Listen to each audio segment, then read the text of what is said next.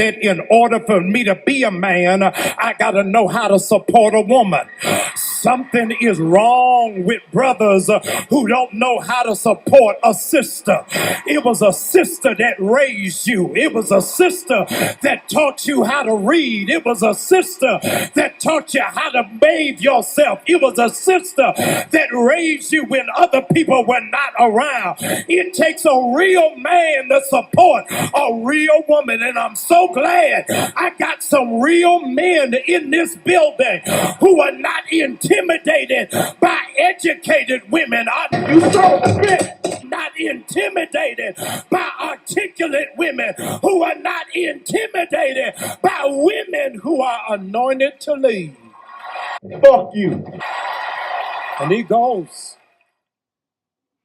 What's good, everybody? It's your brother Mad Black, the most dangerous and the most toxic black man on the internet.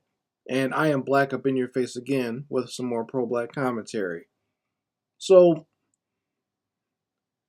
I guess the Democrats finally figured out that just blatantly abusing black men and singling out black men for the abuse was not the best strategy for winning an election.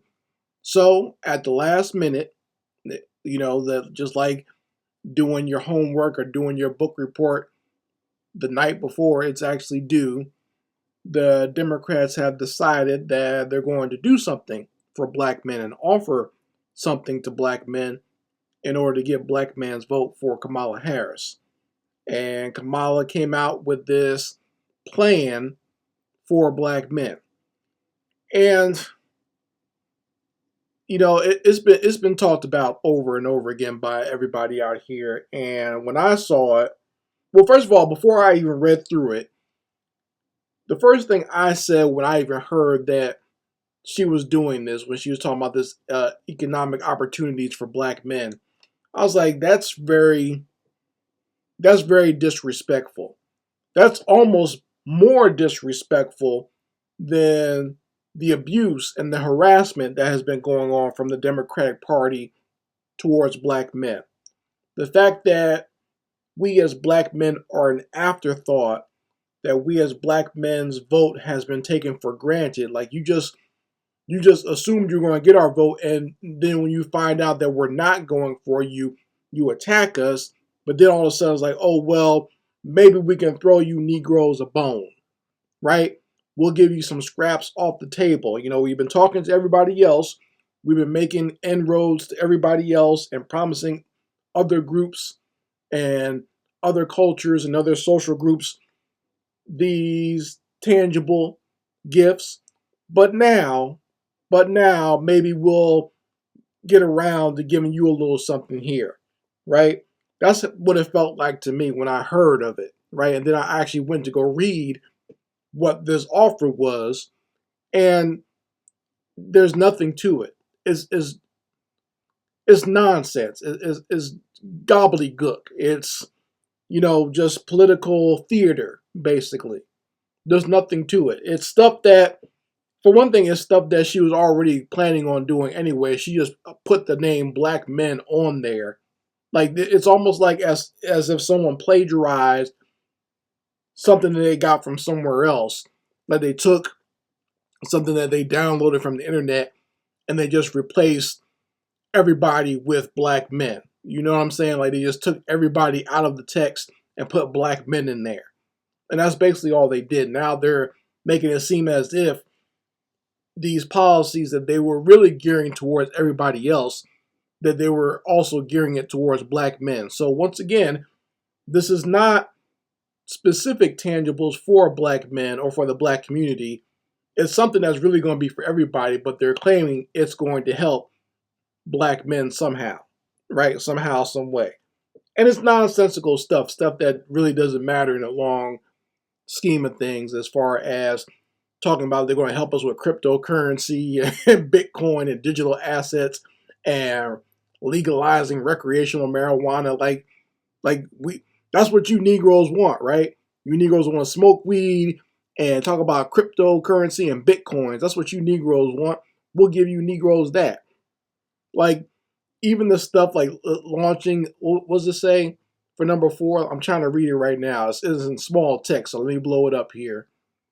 Okay, number 4 says launching a national health equity initiative focused on Black men that addresses sickle cell, diabetes, mental health, prostate cancer, and other health challenges that disproportionately impact them.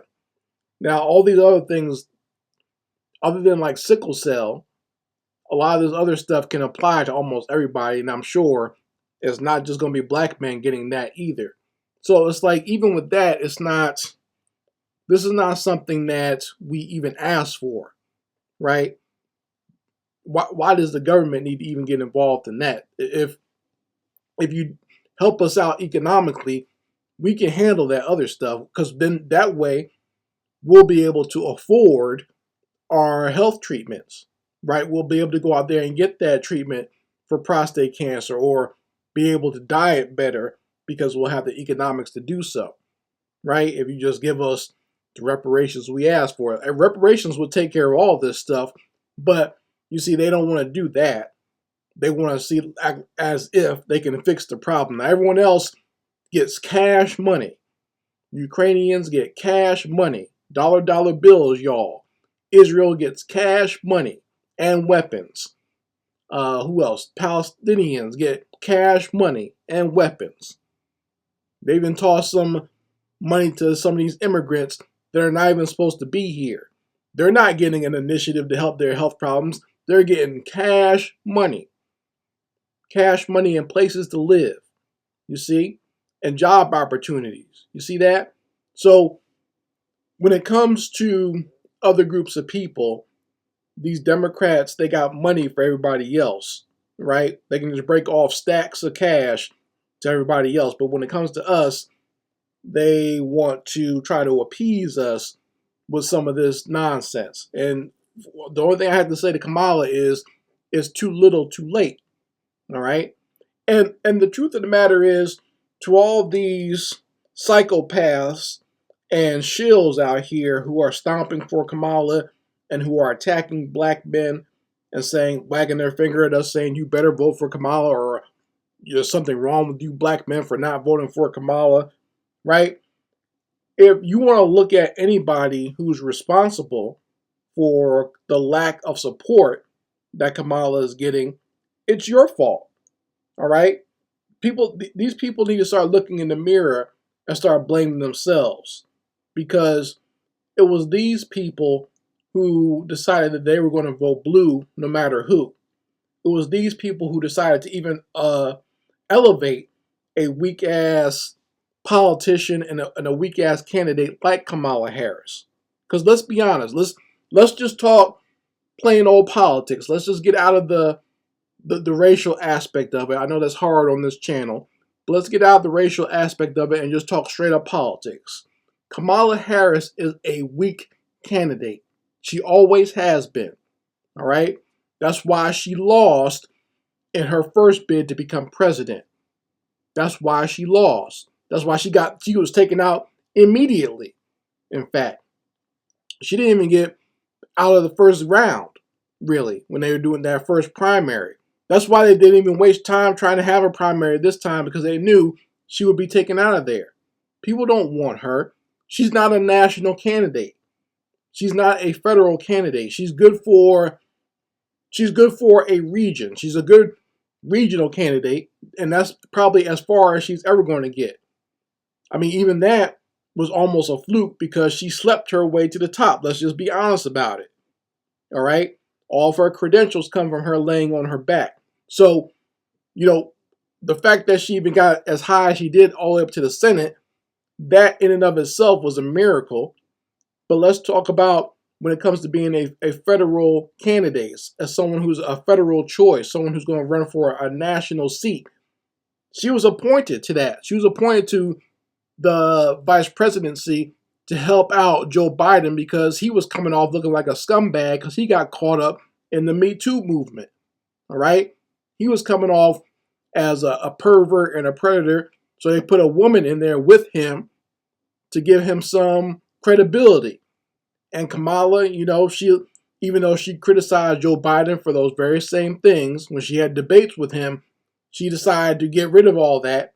She decided to forget about all that, put her pride aside, put her, her fake morals aside, and say, hey, I'm going to run with this man, and I'll be his number two. Because that's what I'm good at doing. I'm good at being on a man's arm and uplifting his profile, right? So she did that. She was selected, and then when it came time for this coming election, they were going to run Joe Biden, but Joe Biden is a broken down old man at this point who could barely form a coherent sentence. He fell apart literally during the debate. So they decided to put Kamala Harris in there. She didn't go through a primary. They didn't even pretend to have an election of her. She was openly selected, right?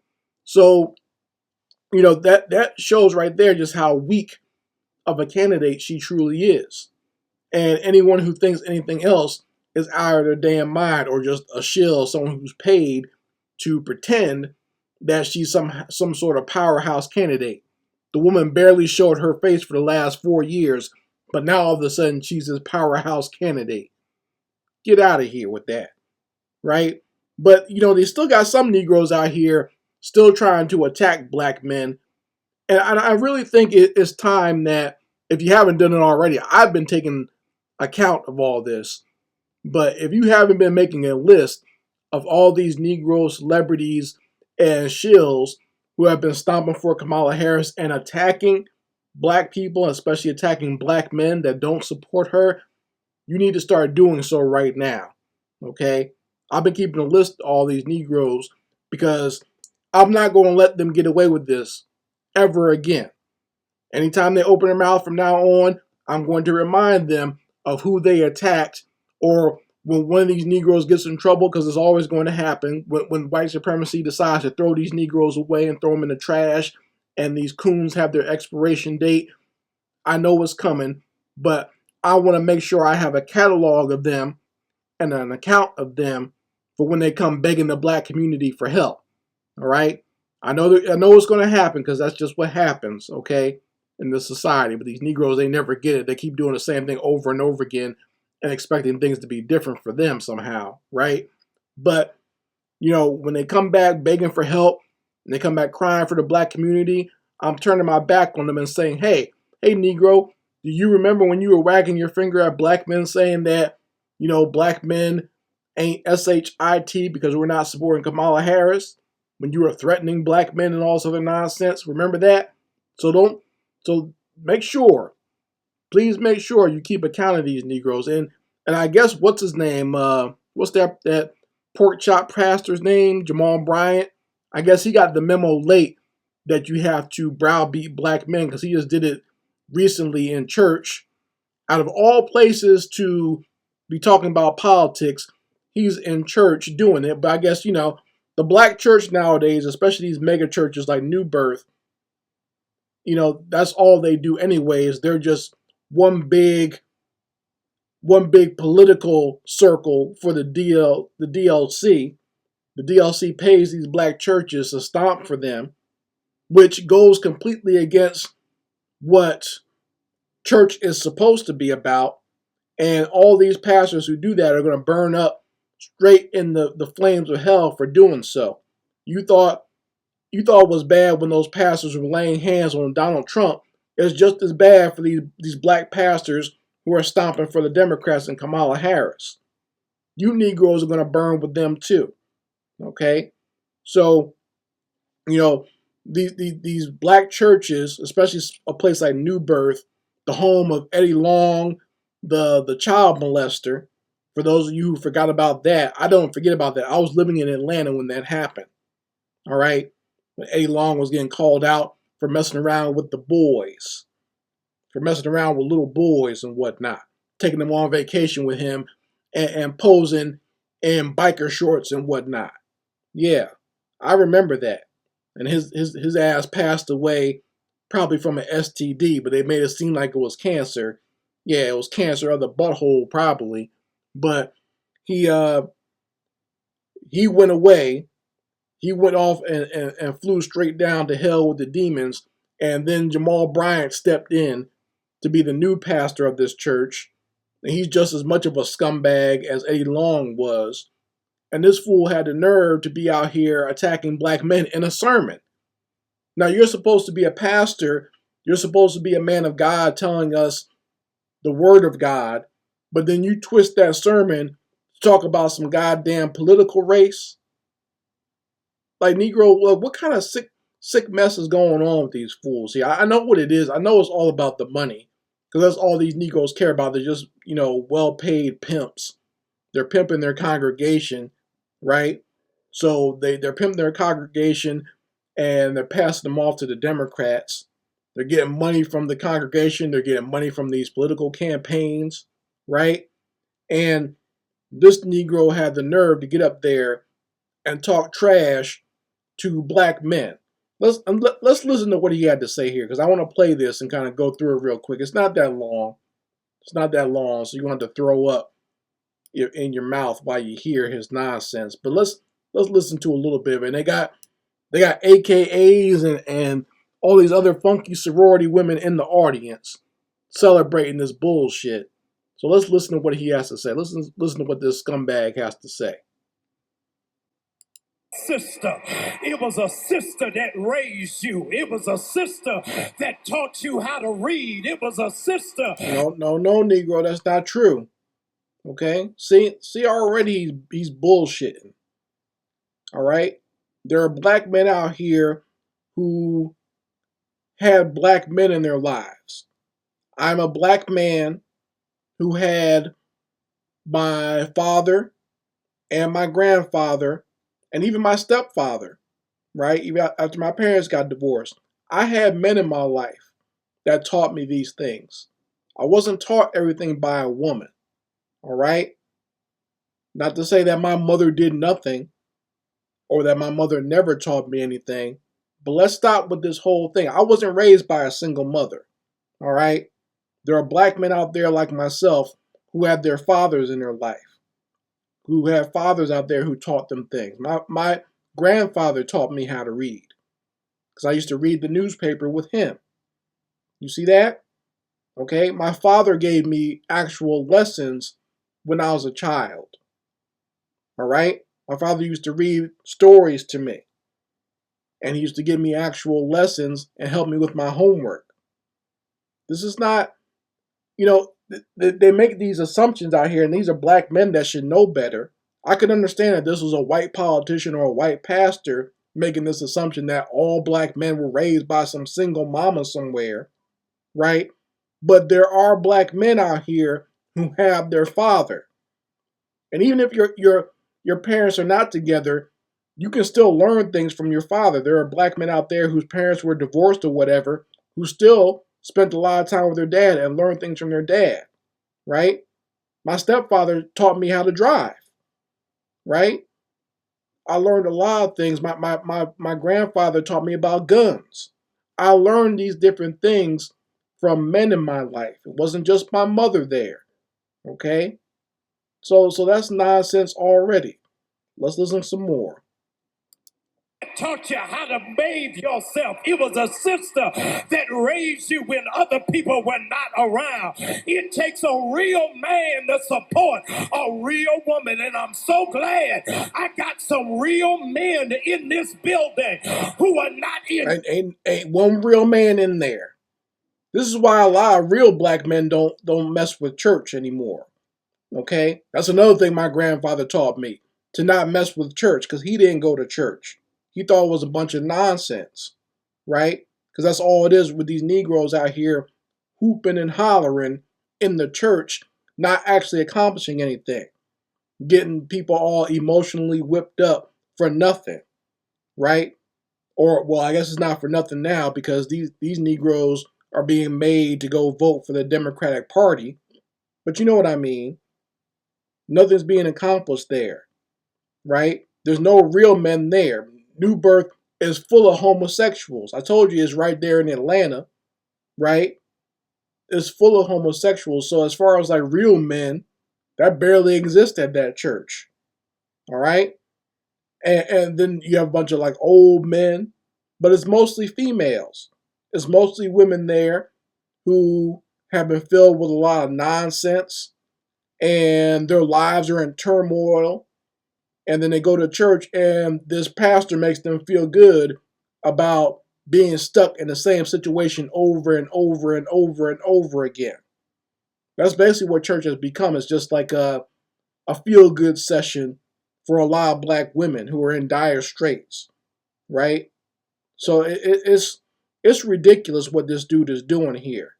He even said like a woman taught me how to wash yourself. No, that's not true either. Okay? I got those lessons about hygiene from my father once again. You know, there are men who are taught these things by other men. It wasn't a woman there teaching us that. She really can't teach that anyway. She doesn't have a penis. What's this Negro talking about? Let's listen some more to what this fool has to say. Let me rewind it a little bit, and then we'll get back to it. Let's hear what this bald-headed buffoon has to say.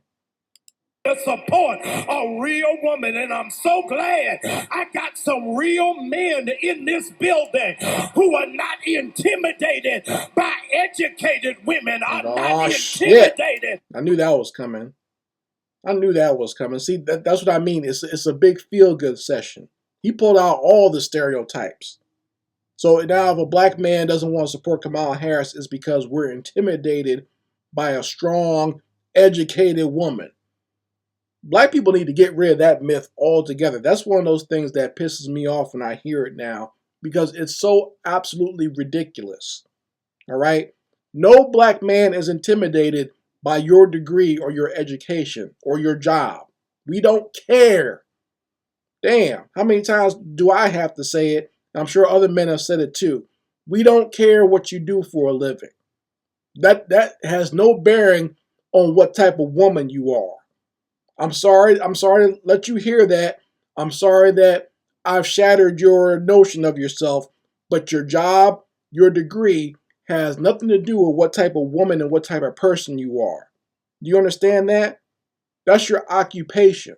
That's what you do for a living. That doesn't say anything about your character. That doesn't say anything about you being a woman and being upstanding in your womanhood. That has nothing to do with it. That's why a man can go and find a woman that works at McDonald's or a woman who's just a housewife or a woman who doesn't have a degree at all and marry her and be completely happy because it's all about the character of the woman. All right? When I met my wife, she didn't have all these degrees. She got that later, right? She didn't have any of that. She was living in an efficiency, not even in an apartment. She was living in the back of somebody's house. It was her character that made me want to be with her. You understand that?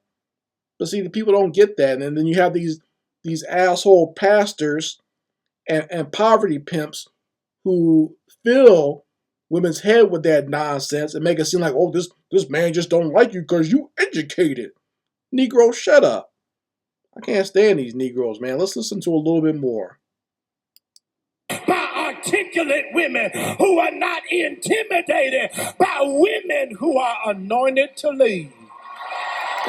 Anointed to lead. See? Kamala was anointed to lead.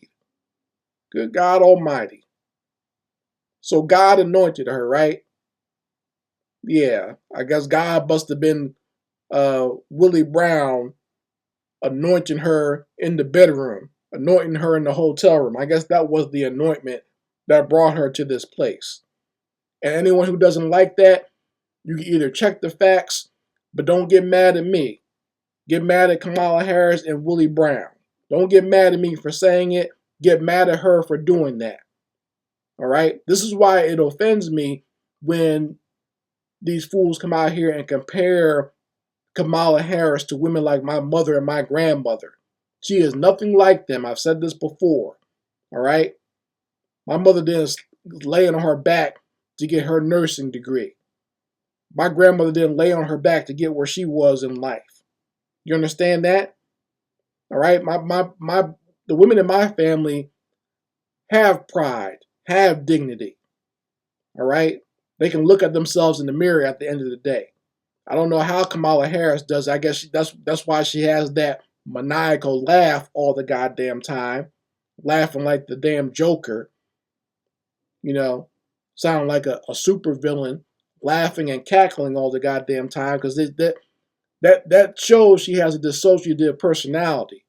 All right, because she'll be laughing about people going to prison.